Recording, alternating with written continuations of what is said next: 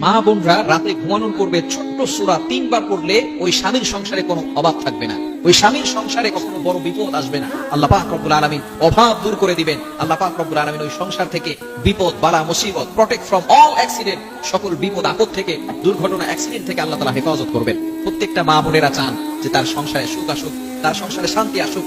অনেক মা বোনেরা আমাদেরকে ফোন দিয়ে বলে, হুজুর সংসারে শান্তি নাই, হুজুর আমার স্বামীর টাকা পয়সার ভিতরে বরকত নাই। মা বোনদের জন্য অবশ্যই খুবই লক্ষণীয় একটি আমল, রাতে ঘুমানোর পূর্বে আমরা যদি এই সূরাটির আমল করতে পারি, আল্লাহ পাক রব্বুল আলামিন ওই ঘরের থেকে অভাব দূর করে দিবেন। শুধু তাই নয়, আল্লাহ পাক রব্বুল আলামিন বিপদ আপদ থেকে হেফাজত করবেন।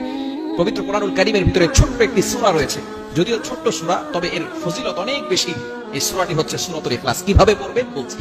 সূরাতুল ইখলাস এতটা ফজিলতপূর্ণ, আল্লাহ পাক রব্বুল আলামিনের পরিচয় এখানে রয়েছে। আল্লাহ পাক রব্বুল আলামিন জানিয়ে দিয়েছেন, এই সূরার ভিতরে তার পরিচয় বলে দিয়েছেন।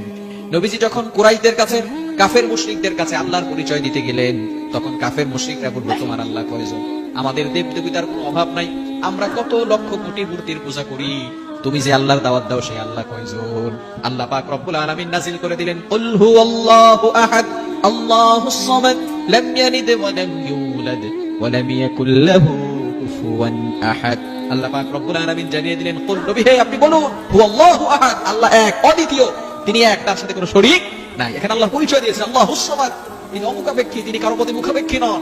এই সূরার এতটা ফজিলত রয়েছে, এক সাহাবী এই সূরাটা বেশি বেশি পড়তেন। নবীজি বললেন, তোমাকে এই সূরা জান্নাত পর্যন্ত নিয়ে যাবে, বলেন সুবহানাল্লাহ। এজন্য এই সূরার আমল যে যত বেশি করবে, আল্লাহ পাক রব্বুল আলামিন তার ঘরের ভিতরে শান্তির ব্যবস্থা করে দিবেন। এজন্য মা বোনেরা, এমনকি পুরুষরাও এই আমলটা আমরা করতে পারি। রাতে ঘুমানোর আগে আমরা সূরা ইখলাস 3 বার পড়ব। কতবার? হাদিসের ভিতরে এসেছে, কোন ব্যক্তি যদি সূরা ইখলাস একবার পাঠ করে, কোরআন শরীফের 10 পারা পড়লে যে সওয়াব হয়, সেই সওয়াব আল্লাহ তাআলা আমলনামায় দিয়ে দিবেন, বলেন সুবহানাল্লাহ। 3 বার যদি কোনো ব্যক্তি পড়ে, তাহলে 3 10 30, 30 পারা কোরআন শরীফ পড়লে যে সওয়াব হয়, আল্লাহ তাআলা সেই পরিমাণ সওয়াব তার আমলনামায় দিয়ে দিবেন। এজন্য রাতে ঘুমানোর আগে অবশ্যই 3 বার সূরা ইখলাস পাঠ করব। নারীরা, মা বোনেরা এমনটা অবশ্যই করবেন। বিশেষ করে অনেক সময় জিনদের অ্যাটাক থাকতে পারে, থাকে না? অনেক সময় বাচ্চাদের উপরে জিনরা অ্যাট্রাকশন দিয়ে থাকে, অনেক সময় জিনরা ভর করে থাকে, এটা বাস্তব হতে পারে। চিকিৎসা বিজ্ঞান যদিও এটাকে মানসিক ভারসাম্যহীনতা বলে, তারপরেও কোরআনের ভিতরে আল্লাহ পাক রব্বুল আলামিন জিনদের ব্যাপারে সূরা নাযিল করে দিয়েছেন, সূরাতুল জিন।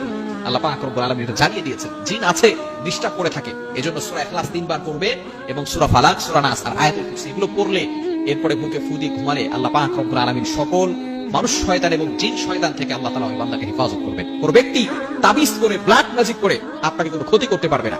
এজন্য কোরআনের পাওয়ার আপনি উপলব্ধি করতে পারবেন যখন পরিপূর্ণভাবে কোরআনের উপর বিশ্বাস রেখে আমলগুলো করবেন। সংসারে কোনো অভাব থাকবে না, বিপদ আপদ থেকে আল্লাহ তাআলা আপনাকে হেফাজত করবেন। আল্লাহ তাআলা আমাদের সকলকে বোঝার তৌফিক দান করুন।